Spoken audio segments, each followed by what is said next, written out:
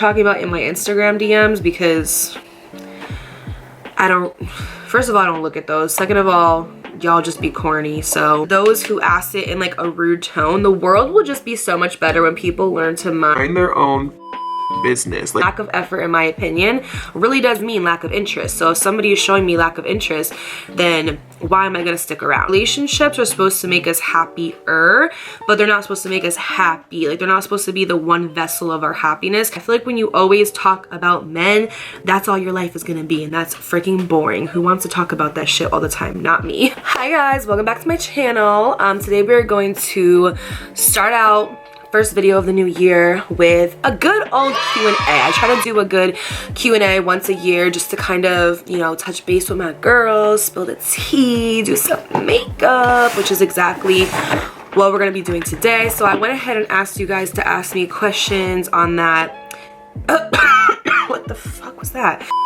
That app, like the Not Gonna Lie app. You guys just ask me questions on there, and that's exactly what you did. So we are gonna go ahead and we're gonna get into it. I have not viewed any of them yet, so I don't know what you guys were saying, but let's go ahead and start with the first one. Beat this face, whatever. Go ahead and get your wine, get your snacks, get your drinks. I'm having a Red Bull because as much as I would want to have a margarita with this video, and I do have one over there, I can't drink for a little while.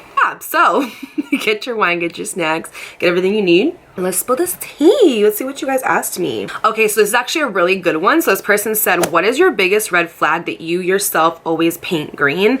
I think for me personally, I will always try to paint green the red flag of like lack of consistency. I feel like I saw this quote the other day. I'm gonna put it right here, but it is literally so true. And it basically was like, men, and I say this to you guys all the time, listen, coming from somebody who has guy friends, brothers, has dated multiple men, like I could tell you, like, men do know what they want, and they know how to romanticize a woman. They know how to make you know that they care about you, and they show it through their actions.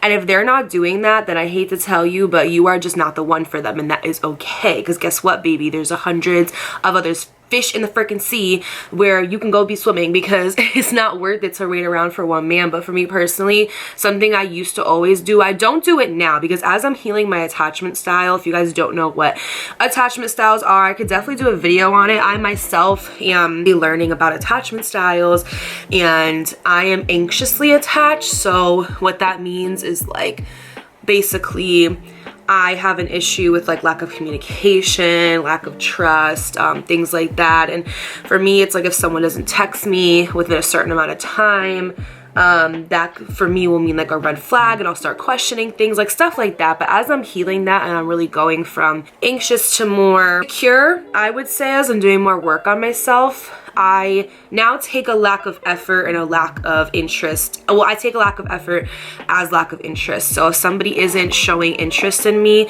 it's because they don't like me. And like, that's just how I take it. You know what I mean? Like, lack of effort, in my opinion, really does mean lack of interest. So if somebody is showing me lack of interest, then why am I gonna stick around? You know what I mean? But back in the day, when I was a little bit more like, not like insecure, but I guess like I just wanted love so badly, I would definitely look past that and paint it green, because I would be like, oh, well, maybe they're just busy, or oh, maybe this or that, or like, no, like I'll just do this and it will show that he's, you know, interested in me, and like whatever. Like, and the thing is like, you cannot make somebody appreciate more of what they already don't appreciate, right? So like, if you're doing everything possible for a man and he doesn't appreciate that shit, what makes you think that doing more is going to make him appreciate it when he already doesn't? You get what I'm saying? It's like, you can't put in more effort for somebody who already doesn't appreciate what you're giving. So for me personally, I feel like that is a red flag that I always try to like paint green, and I definitely recommend to not do that, because when you're with somebody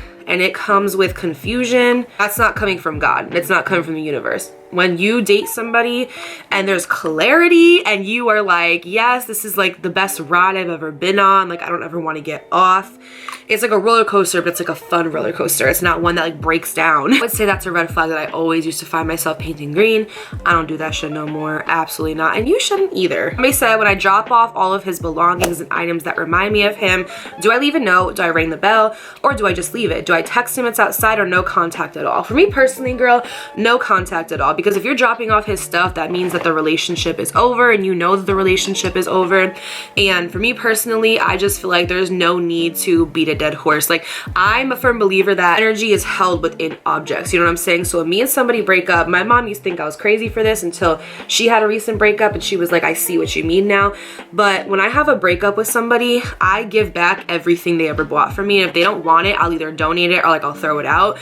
Because why am I going to hold on to something that you gave to me, and I'm going to, every time I wear it or put it on or whatever, it's going to remind me of you, and I'm trying to heal. I feel like when you're trying to heal from somebody, you need to eliminate as many triggers and distractions as possible, and like gifts are a huge distraction. So I always give them away, and if I do ever have to drop something off, which I have had to have done before, I just drop it off. I don't leave a note. I don't say anything, because you leaving a note or you texting or something means that you still want that communication from them. You still want that like one last chance to have closure or have clarity or have something. Everything ends for a reason, and we may not understand it at the moment, but we will understand it one day. And sometimes muddy waters are cleared when you just leave them the fuck alone. So I'm telling you, girl, just drop it off, walk away. Don't say nothing. Don't say nothing. And guess what? If you guys are supposed to be together, you guys will be together in the future. If you're not, then you're just gonna end up finding somebody better anyway. But that's just my advice on that. Okay, this is a good one. It says, how do you justify believing in God but also in new age practices? No hate, just wondering. Also curious about people's beliefs. So I don't take hate to this at all, and actually thank you so much for being so kind saying that, because I have so many people in my comments on YouTube and just all the time like saying to me like, how do you say that you believe in God but you meditate? Or how do you say that you believe in God but you are in new age practice? And the thing is, you guys, is I just feel like the world, this is not pertaining to this question, but to those who asked it in like a rude tone, the world will just be so much better when people learn to mind their own fucking business. Like, seriously, I have said this before on my Instagram, and I'll say it again here. I am Native American. I am Cherokee, and it is a part of my culture and my beliefs to use things like crystals and Palo Santo and sage and things like that in order to enhance my spiritual abilities, okay? And God and the universe go hand in hand. Like, if you really think that God is out there doing it alone and that there's no angels or there's no ancestors or anything working with him, then that's on you, but that's not what I believe. I think it's very, again, not to this question, I'm just explaining it. I'm talking about to other people who are rude as fuck. That would be like me saying to someone who wears a hijab, like, why are you wearing a hijab? That's so offensive to me because I believe in God. Like, I would never say something like that. And I just think that it's really crazy. It's like people think that if you have crystals that you're like worshiping Satan, or that there's no way you can believe in God. A crystal is something made from earth. So if you're saying that using a crystal is going against God, that means that you walking on the grass is going against God. That means you breathing in fresh air is going against God. That means you using paper is going against God because it comes from trees. A crystal is something that is made from the earth, literally made from the earth. Let me give you guys a quick example. My cousin does muscle testing. If you don't know what that is, basically you go into a nutritionist, and what you do is you will hold something, like there would be a little vial. It's like a little tube like this, and it will have corn in it, okay? And you take the corn, you hold on to it, and then they will push down on your arm. And if your arm is weak, that means that you are allergic or you have a sensitivity to whatever is in that tube. But if your arm is able to stay strong, that means that you don't have a sensitivity to it, okay? Just like whatever is in that tube is a crystal, okay? So amethyst is for anxiety, relaxation, things like that, okay? You're putting something on your skin, and it is helping your nervous system, something onto your body to make you either relax or to enhance something, okay? Crystals are just a tool in life, and also they're just very pretty. To be completely honest, I really don't use crystals anymore. The only one I really use is selenite, because Selenite is really good for anxiety and just cleansing. But other than that, they're just really pretty to look at. But in no way, shape, or form do I think that they are demonic or bring in like demonic entities. I've had like literally zero problems ever having a crystal. So I don't really know where that comes from. Now, when it comes to things like tarot cards, Ouija boards, things like that, I can totally see how somebody would be like, that's demonic. You're talking to other realms, talking to other entities. If used in the wrong way, 100% absolutely. Like if you're using a Ouija board or if you're using tarot cards to like connect to like dead people or the other side, yeah, I totally get what you're saying. But if you're using tarot cards as just like, hey, what's coming up in my life over the next year? I just want to see what's going on, things like that. I don't think that that's demonic. I think that you're just looking into like your future, you know, and that's about it. When it gets really tricky is when people start to use things like black magic or spells or things like that. And I think that's what it is people look at New Age practices as just the demonic black magic. And yes, that is demonic and that completely goes against God, but that's not the things that I do. Meditation is me literally sitting there and breathing in and out through my nose. It's good for my nervous system. It's scientifically proven. Like, I'm pretty sure if my licensed therapist tells me that meditation is good for my mental health, I'm gonna believe her over some random person on TikTok who found God 6 months ago and is jumping on the bandwagon. Like, I'm sorry, but it's just true. I believe in God. I was raised Christian. And I was raised to get to know God, and I hated it. I absolutely freaking hated it. And then when I found a really good church when I was older, I ended up loving it because of the pastor that I had. He was absolutely amazing, and he made me see that like you can develop your own relationship with God, and you don't have to like follow scripture and like do all these things. You can just follow him in the way that you want to and have a relationship in the way that you want to, and that's unique towards you. And that's when I really began to fall in love with God. I think what happens with religion is that people are trying to force others to do things in a way that they think is correct to them in their eyes, but relationships are unique to everybody, and I think especially our relationships to God are extra unique in that they should be expressed in whatever way we feel comfortable in. And so I don't go to church, but I have an amazing relationship with God where I talk to him daily. He shows me signs that I'm on the right path or that I'm not, but I also believe that I have ancestors who are guiding me. I believe that I have angels who are watching over me. Like the Bible, what people don't understand is crystals and meditation and angels are in the Bible. Y'all just don't read. And this is my thing, is like if you're going to talk about something, be educated on it. I know what I'm talking about because like I said, I'm Native American, and so I know that these things are okay to use because I'm Native. Like it's literally in my culture, right? I wouldn't tell you not to do something in your culture, so don't tell me not to do something in mine that is going against God when you're not.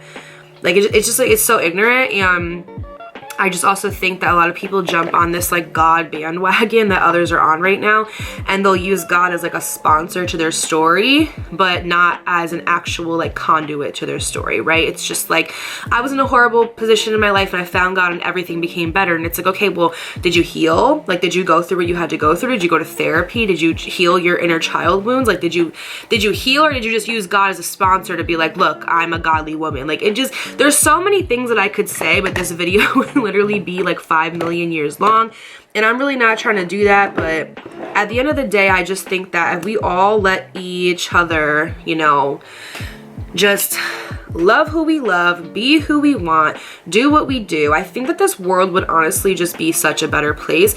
And that's the thing too, is like when it comes to religion, if you try to force that down somebody's throat, you're not gonna win. Like, I'm sorry, but you're not. Like, that's why I'm waiting for my daughter to get older for me to like baptize her or do anything with God, because honestly, like, I want her to get to know God on her own terms. Like, I'll guide her and I'll mention things to her, but I want her to get to know him on her own time. And I feel like when something is forced, like that person is just not going to actually develop a good relationship with God. And I feel like we can guide people and you can guide people, and that's great, but when you try to tell somebody like what you are doing is literally so wrong. Like, I see all these videos where people are like, oh, from, you know, new age practices to loving God, and in all of the stories, I've watched about 50 of them, I'm not freaking kidding, in all of the stories, every single one of them were practicing black magic. So it's like, yeah, no shit, you were in the bad end of the new age practices, and no shit that your life went to crap and then you found religion and you found yourself and you found God. That's great, but look at what you were doing before. Don't say it's just new age practices when you were doing black magic. Just like there's bad sides to religion, just like there's priests who are literally molesters and are in jail for it. It's like, I don't know, I think that people need to open their eyes and stop being so close-minded and stop being so ignorant. But not to this question. This question was very nice. They were just curious. And yeah, I have a relationship with God, but I also meditate and I use crystals and I use Palo Santo, get tarot card readings done on myself, and I'm good. Like, it actually brought me a lot closer to God because I was able to practice my own religion without feeling so confined and so constricted, taking advice from people who think that forgiveness heals all wounds when they are the most miserable people on the freaking planet. It's like, why would I listen to you? You speak about poor experiences with men, but ignore the good ones who reach out. It doesn't add up. I have spoken about poor experiences with men on my channel. It doesn't mean that I don't have good ones. It's just those aren't really like a story. Like when I do story times, I like to do lessons from those story times. And I feel like when I tell stories about how, you know, I was when I didn't really have a lot of self-worth and a lot of self-esteem, and I didn't think very highly of myself, and I would let in these, you know, wounded, damaged, poor quality men. I feel like there's a lesson in that because I feel like as a collective, that's what we all struggle with, is like self-worth, self-esteem, letting in the wrong people. And so I feel like there is a learning curve to that, but I'm not gonna come on here and be like, oh my God, you guys, this one time like 4 years ago, I went out on this date and it was like so good and blah, blah, blah. It's like, okay, and you know what I mean? I have had great experiences with men before. I just haven't made like a story time about them, but I also have talked about it a little bit. I mean, when I sit here and I talk about, you know, if he wanted to, he would, and like, this is how you know if a man wants you. Like, I will share a little story about my experience through that with you guys and be like, you know, I had a man one time do this for me or show me this, and it made me really feel like he valued me. Like, I do talk about it. You guys just don't listen. And also, I don't know what it means by the good ones reach out. Like, are you talking about in my Instagram DMs? Because first of all, I don't look at those. Second of all, y'all just be corny, so that's probably why I don't answer. I do have good experiences with men, and I have actually talked about it before. I did a whole video on how I went out on a date with this guy and it was great, etc. Like, I do, it's just y'all don't be listening and you choose to harp on the videos where I talk about, you know, my poor experiences, which I wouldn't call them poor, because if I didn't have those experiences, I wouldn't, you know, be where I am today, where I'm able to talk to you guys about what I've been through and what I've learned and things like that. So I wouldn't necessarily call them poor. I mean, if that's what you want to look at them as, you know, perception is reality and that's your perception of it. But I have had good experiences with men. You guys just don't listen when I talk about them. Someone said, how do you know if someone's your soulmate? Do you think you're supposed to align 100% with your soulmate? I don't think that we're ever supposed to align 100% with anybody. I think that there is no such thing as a perfect person. I think that no matter who you meet in life, they're going to be on their healing journey, you're going to be on yours. It's about what's workable for you. I 100% do believe in like soulmates, karmics, twin flames, all of those things. And I think that when you're with your soulmate, it just is easy. Like, it feels easy. Everything just flows. You don't have to question anything. The dynamic of where it's going is very just clear and open and, you know, obvious to you. And I think that that's how you know when you're with your soulmate. It's not like toxic, it's not back and forth, you know, arguments, there's no cheating, there's no lies or deception or anything like that. I definitely think that those are signs that you have met your soulmate, but I don't think that we're supposed to like 100% align with everybody. I think it's more so like, hey, these are my parts, these are your oh my God, what? These are your parts, are they workable for me? Can I see something coming out of this? You know, can you deal with me healing from this? Well, I can deal with you healing from that. Like, is this workable? Because sometimes you do meet somebody and they are, I definitely do believe in right person, wrong time, 100%. There are some times in life where, oh my God, my back, you will meet somebody and it will just be the wrong time. 100% do believe in that because I've had that happen to me before. I'm like literally living fucking proof of it right now. And sometimes people just need more time. Sometimes it's hard to heal when you're together, and it's easier to heal when you're apart and you have some time and you both can recognize like what you do and do not need to work on. And I think that some people are meant to come back together and then it's supposed to work, and others are meant to break apart and then you're just supposed to take the lessons from that relationship. But yeah, I do just think that you'll know when you're with your soulmate because things kind of just flow. And you just know, like, within you. But I do also believe that we're not 100% supposed to align with anybody. Like, I don't believe there's like a perfect person for anybody. I think that it's like, I love you and you meet my needs, I meet your needs, and we're both healing and working on our shit. Neither of us are perfect, but we're like perfectly imperfect. I hope that makes sense. I don't really know. Okay, someone said, do you think it's selfish to book a self-love retreat for yourself and leave your 2 boys aged 10 and 6 with their dad for 5 days while you reset? Much love. I love your podcast, by the way. Thank you so much for the love and the support. I appreciate it. And no, girl, I don't think it's selfish. In fact, I think that there was like this video I was watching the other day and it made me so freaking mad. And it was like life as a mom, and it was this girl and she was like packing up the car, packing the kids' lunches, getting their hair done, you know, putting their clothes on, getting herself ready, and then rushing out of the door. And then it was like dad just like sitting in front of the TV, not helping with anything.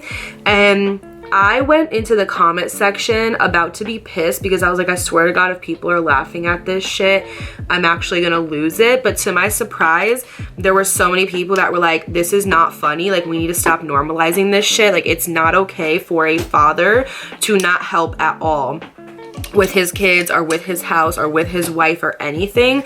And I really think that we need to reset our standards for what we expect out of men. Like, for me personally, I know that like when I have another baby, I want my husband or whoever I'm with, like whatever, like to be present and to help me, like help me change diapers, help me do bottles, help me do feedings, help me with nap time. Like, it is not just the wife or the woman that is supposed to be doing that shit. Like, it is supposed to be a team effort. I think so many of us have gotten this, like, we've just normalized everything falling onto the women and everything going towards, you know, the wife or the like mother. And I feel like we really need to give more grace and more compassion to mothers, because no matter what, even if the dad is involved, the mom is always doing more, and that's okay. Like, that's just how it is, you know?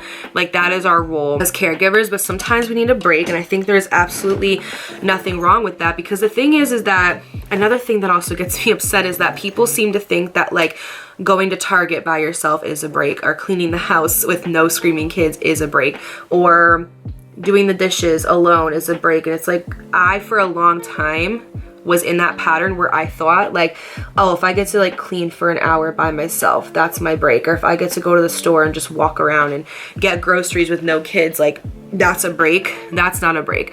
A break is exactly what this lovely woman is talking about, and it's going on a retreat, going to get some rest and recovery without having your kids, you know, jumping on you and being like, mom, mom, mom, mom, mom, like, where is this thing? Where it is, but they don't want to look for it. And the second that you walk into the room, you freaking find it. It's like, it's like sometimes we don't want to deal with that shit. Like, you know what I mean? And I think a break is a really good idea. I am such a firm believer that space is a really good thing. Space when it comes to relationships, space when it comes to kids, partners, like things like that. I think that everybody needs and could use a break.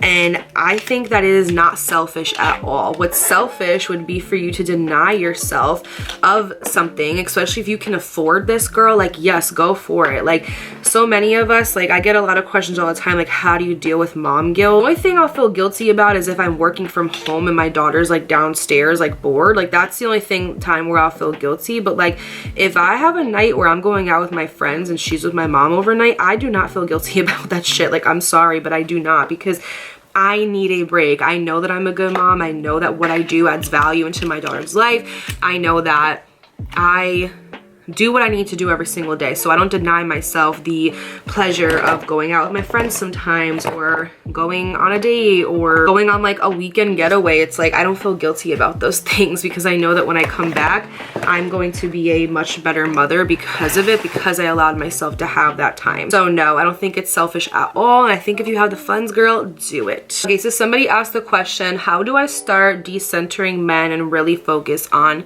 myself? This is something I want to do a whole separate video on, because if you guys know, I've been on, you know, celibacy journeys before, and I have had times in my life where men were truly like decentered. I think that every single person on earth, not just women but men too, need to have a time in their life where nobody's hitting up their phone, nobody's contacting them, there's no dates going on, there's no Tinder, there's no swiping.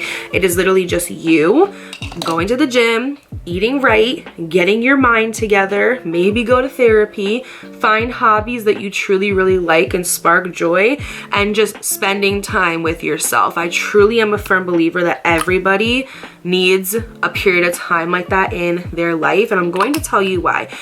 When you quiet down and eliminate the noise and the distraction that is life, you're able to learn a lot about yourself. I learned so much about myself through being celibate for a year. There's been so many times. So after I had Aubrey, when I found that I was pregnant with Aubrey, it was in June. And I didn't do anything because me and her father were not together. I didn't do anything a whole year. Yeah, I think I met Adrian a year after that. Yeah, yep, it was a year after that. I was celibate that whole entire year, decentering men, going to school, getting my life together and back on track, trying to create a better future for myself. And then I had that period where when I had my really toxic ex, Damien, I'll put the story times here if you guys aren't acquainted with it. I had that period of time where I completely was decentering men. I think I was celibate for a year and some change. And as of recently, I was celibate for about like 7 months too. So I've had so many times in my life where I have decentered men and completely focused on myself. When I tell you, not one text coming through, not one call coming through, no DMs being answered. I don't really get a lot of DMs anyway. People don't believe me when I say that, but it's true. Nothing, you guys. Just me focusing on myself and being like repelled by men and just doing what I have to do. And I learned so much about myself. I learned that I had a little bit of codependency, not exactly on men, but just on other things like social media, food, like things like that. And because I wasn't being distracted by somebody else, I was able to look within and heal those things. I learned that I had an anxious attachment style. I learned that I had a hard time putting myself first, and that for the whole period of my life, all that I was doing was just putting other people before me. And I also learned that like I was so angry at myself for allowing that mistreatment, but instead I was bypassing that anger with empathy and compassion and trying to feel bad for that other person and what they did to me, instead of me being like, no girl, you're allowed to be angry, like that shit hurt, like, you know what I mean? So I was able to find out just like so many things about myself, and I was able to like really just go within and heal them because I wasn't in a relationship. Now don't get me wrong, there's times where you can heal things when you're in a relationship, but I'm truly a firm believer that certain things like codependency, not being able to be alone, and things of that nature are very hard to heal when you're with somebody, because you have to learn how to be by yourself, you know? If that's a problem for you, like if you feel like you cannot heal like at all unless you have somebody with you, then that's probably a problem that you would look into. But for me personally, I feel like decentering men really just starts with you. It starts with you realizing that you want more out of your life, that you want to get to know yourself better, that you want to be less codependent, and that you want to start just like doing things for yourself that make you happy. Because the thing is that relationships are supposed to make us happier, but they're not supposed to make us happy. Like they're not supposed to be the one vessel of our happiness. They're supposed to be, like my former therapist used to always say, they're like the icing on the cake, right? But you bake your own cake yourself first. You create happiness within you first, and then when you have somebody like that you have in a relationship, they add on to that. Like I can confidently say that I really took the past couple years of my life and made myself, you know, happy first, and then like somebody else made me happier. Does that make sense? But I started the groundwork, right? It's like when you're building a house and you build it like halfway, and then you realize like, I need some help with this, and then you get someone to come help you and you finish the house together as a team. That's kind of what happiness is. Because don't get me wrong, like I feel like we are also supposed to be here to have relationships with people, with friends, with family, with significant others. Like we are here to build relationships, like that's our whole being, right? But there is also a certain level where it's like you do have to kind of make yourself, you know, happy, and not always look for validation from other people, and not always look for someone else to always make you feel good. 'Cause the thing is that when you depend on that, if they're having a day where they're just having a day, because we're allowed to do that because we're freaking human.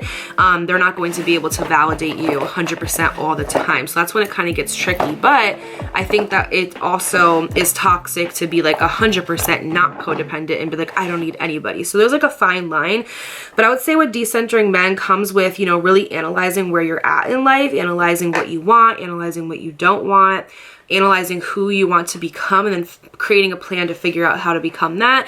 I think it really starts with just looking within and asking yourself why you want to decenter men. Like, are you attracting and letting in toxic men? Are you putting others before yourself? Are you putting others on a pedestal? Do you have an anxious attachment style? Do you have an anxious preoccupied style? Like, there's things to look into, and I feel like to understand where we're going, we need to understand where we've been. So really taking the time to, you know, sit down, listen to some podcasts, listen to mine. It's called Sis Let's Heal. Reading some good books. Breaking the Habit of Being Yourself by Dr. Joe Dispenza will always be a one that I recommend. Unfuck Yourself. That's a fucking great ass book too. Learning about your attachment style. I have this book, it's called Attached. It's by, I don't remember what the author's name is, but that's a good book. Like, just really like sitting down and wondering why. And then once you have your why, it'll be easier for you to go forward with what it is that you want to do. That's just my personal opinion, but I also think that decentering men comes with you putting yourself first and refilling your own cup. Like, what do you like to do? What sparks joy for you? What are you now going to fill up your time with? That way you're not just focused on men 24/7. I think that's really important. You know, what are you going to do when you're seeing all of your friends going out on these Twitter and Hinge dates and you're the only one who's not? What are you going to talk to them about? Because obviously you're not going to sit there and talk about men when you're in a current time frame where you're decentering them. Like, are you going to get new friends? Are you going to set boundaries? Like, I know with me, I really had to distance myself from certain people because they were so male obsessed and always talking about men, and I didn't want to do that. Like, I'm not one of those girls where I'm out and I'm like, oh, this guy's looking at me, he thinks I'm hot, he thinks I'm attractive, or ooh, look, I just started, you know, going on a like date with this guy, or oh, I'm talking to this guy. I've never been that kind of girl. Like, I'm always the type of girl where like, yeah, we could talk about boys, but then let's talk about business. Like, let's talk about, you know, going to the gym, let's talk about eating healthy, let's talk about Reiki and meditation and crystals and, you know, neuroscience, like just weird shit like that. I feel like when you always talk about men, that's all your life is gonna be, and that's freaking boring. Who wants to talk about that shit all the time? Not me. So evaluate your circle as well, you know, because you are who you hang out with, you are the company you keep, and that's just on period. Okay, and my last question,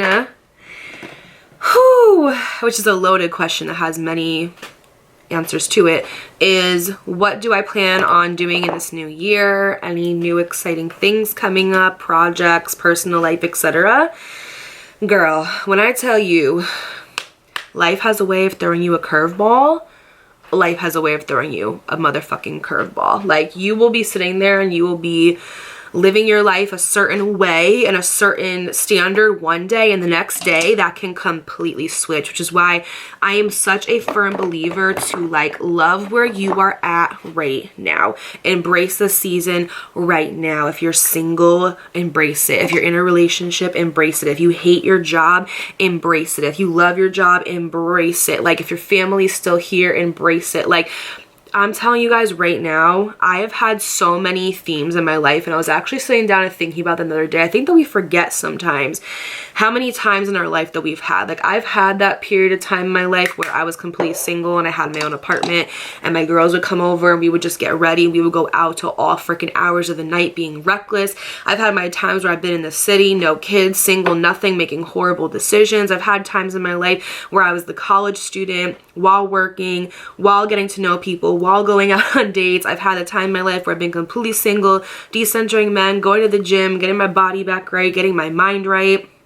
I've had the time in my life where I've gone to college, dropped out because I realized it wasn't for me, started a channel, started a business, it survived and then it didn't. Like, I've had, you know, the mom thing. I've had so many eras in my life, and I recently just like kind of like sat down when I had this like huge thing happen to me, and I was like, wow, like I have really been in all of these eras in my life. And I really wish, and this is like my one piece of advice to anybody who's watching this, is to embrace all of the seasons, whether it's bad, whether it's good, whether it's shitty, whether it's amazing. Embrace all of it, because no matter where you are at right now in life, there's something to learn. There's something to learn, and also nothing lasts forever. The way that your life is right now is not going to be the same in 6 months, and it sure as hell is not going to be the same a year from now. Embrace every single season of your life and know that nothing lasts forever. It is not forever.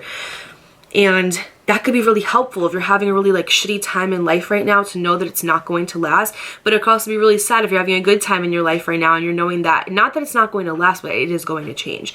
Everything has to change. Change is the only thing that is constant in life. And honestly, you guys, my life over this next year is going to change in every single solitary way. And I wish that I could talk about it right now, but I can't. And that's okay. I will talk about it eventually. I cannot right now, but just know that when I'm able to, I will. But life is about to take a whole fucking 180. Like, blow the roof off of my house 180. And I'm scared, but I'm also excited, but I'm also nervous, but I'm also really happy. And I don't really know. One thing I've learned in life is fuck your plan. Throw away your whole entire plan, because the only plan that matters is God's, because you will have, like I said, a whole set criteria to how you think you want your life to look like, and then God just looks at that shit and laughs in your face and is like, sweetheart, did you forget? Did you forget? Like, I'm the one in charge over here. Like, sorry, but it's not you. But yeah, well, lots of good things coming. Like, definitely want to be more consistent with my channel. I want to be more consistent with my podcast. I have a really cool project that I'm going to be releasing soon, and it's been done. It's just, I'm like insecure. I don't know what it is. This is the only thing in my life that I've ever looked at and been like, what if everybody hates it? What if everybody hates it and it's not, you know, up to par? And what if I suck? And the one thing I just realized is that your first time doing anything, you're gonna suck at it, and that's just is what it is, but you just have to do it. Like, exposure therapy is a thing. And so I am gonna release that project. I know that everybody's going to love it, and if you don't, be nice to me, because I get my feelings hurt very easily. I have so many, especially now, ideas for this channel. I'm no longer insecure about like where my channel is going. I know exactly where I want it to go now, especially since of recent. And yeah, just lots of exciting announcements, lots of exciting news. There's a lot of great things coming up, and I'm just very excited. You know, I feel like I'm exactly where I'm supposed to be, and everything up until this point has led me here. And also, be careful what you freaking wish for, because words are powerful and you have to be very fucking specific. I will get, remember I said that, I will get into it when I'm able to share, but like, wow, words are powerful, and especially mine. Like, I've never realized how fucking powerful my words are up until this point. Like, crazy. Oh yeah, I mean, that's really all I have coming up this year. Well, not all I have, there's so much coming up, but I can't really get into it right now. But just know that, buckle up, because it's going to be a very insane roller coaster ride. But that's going to be it for today's video, guys. Thank you so much for watching this video. Thank you so much for sending in your questions. Thank you so much for just being here, listening, supporting. If you guys did like the video, don't forget to give it a thumbs up. Don't forget to subscribe, because it's free, and to turn your post notifications on. That way you're aware every single time I post a video here on YouTube. Also, don't forget to follow me on my personal development podcast. It's called Sis Let's Heal. It's available on like literally every single platform that you can find a podcast on, and the links are always in the description for your convenience, as well as my social media handles. Definitely hit me up on there, because I'm always active on Instagram. I'm about to be more active on TikTok, but Instagram I'm on every single day. So if you want more of me in this kind of format on stories, like, girl, I be talking on there every single day. I talk a little too much. Okay, let's do a post notification shout out, because I haven't done one in a long time. Post notification shout out goes to Itty Bitty Pretty 2019. She said, Dakota, I love you so much. You've grown so much as a woman and come a long way. Don't be hard on yourself, but keep up the self-healing. Girl, thank you so much for that kind and sweet comment. It's because of viewers like you that I get to do what I love here on YouTube, and I will always appreciate and forever be indebted to you guys for your love and support support. Thank you so much. If you want to be on the next subscriber shout out, literally all you have to do is just like comment something down below. Make sure your post notifications are turned on and you're subscribed, and in the next video, if I read your comment and I like it, I will go ahead and shout you out. But that's going to be it for me today, guys. Stay safe, wear condoms, don't let anybody's dusty, rusty, crusty son get you in your feelings, and I'll see you in my next video. Bye guys, love you. Baby, I wonder, would you just put your sweats on for me? Yeah. I got the plug.